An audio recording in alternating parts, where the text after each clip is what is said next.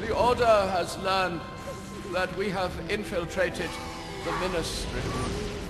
They are moving him tonight. There have been too many mistakes where Harry Potter is concerned. Tonight, I will kill Harry Potter in person.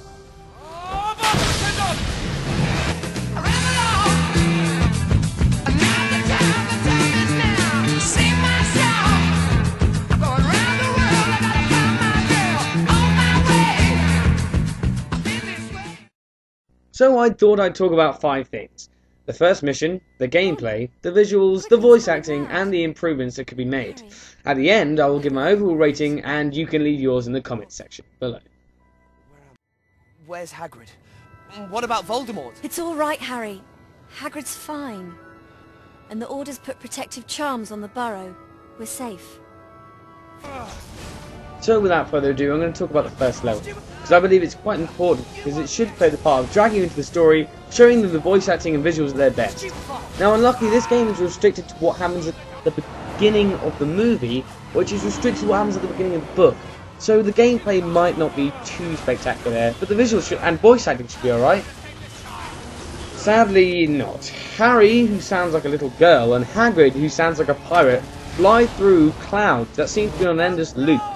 But it felt good smoking those Death Eaters. So the first mission was a letdown, but was a nice way to start straight in the action and give you a quick tutorial.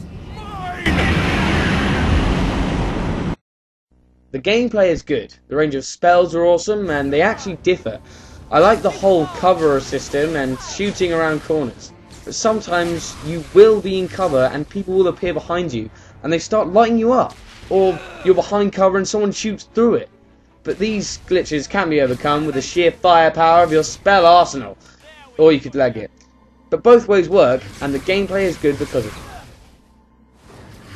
I do think they should add more checkpoints, because sometimes you will get really far in the level, and then you'll get killed and go straight back to the beginning again, which is really frustrating, because I just got off the game then, increased my knowledge a bit, and then that happened, and I just thought I should add that into this review.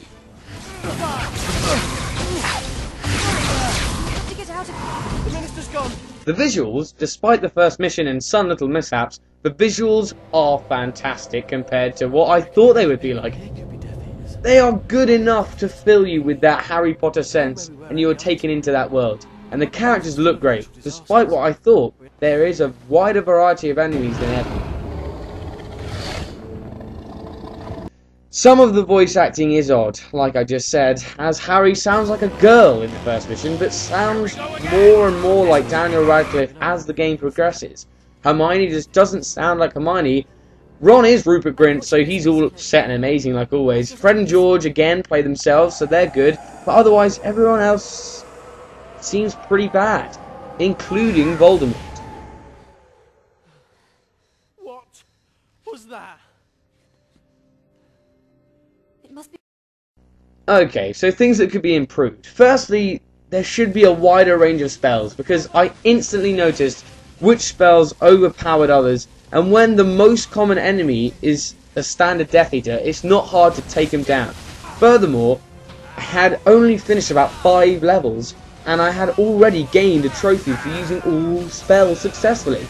It was just so odd for Harry Potter to run out of spells. It's like Batman running out of gadgets. It's just unheard of. Secondly, we could have made the cover system better, because sometimes, as I previously mentioned, I was in cover and yet somehow they would still be able to shoot me. This only happens when I'm crouching in cover, so I usually go for a bit of cover I can stand behind now. Sorry, it's really bad. Amazing. Also, you should be able to move from one bit of cover to the other, not by clicking square, going out of cover, walking 2 steps, pressing square again, and resuming carnage. Because to be honest, I have died so many times doing this, it's not even funny. It's really, really depressing. Maybe it's because I suck, but it's just upsetting. Also, I think you should be able to vault over some smaller bits of cover, because I constantly found myself attempting this, thinking it was Red Dead Redemption, and then asking myself why John had a wand.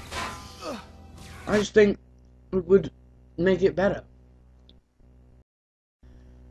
Thirdly, sometimes missions seemed a little dry. I just felt like I did the same thing every mission. But this isn't true, because one mission you were searching an old HQ, and in another you were dodging baddies from under the invisibility cloak. But I still felt like I was doing the same thing over and over again, just occasionally in a different place. And finally, what I really wanted to see in the next one, and was frequently rumoured to happen in this game, I wanted Harry Potter multiplayer. I think this game has what it takes, and I think it would add more depth to a game that really needs it. And a multiplayer system is probably harder to make than I might think, but still, I think gaming is changing. I remember in PS2, no one took notice of network play, but these days it's the height of the market, and Harry Potter needs to take advantage of that.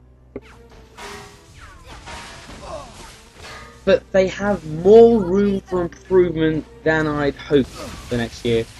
So I'm going to give this game 6.5 out of 10.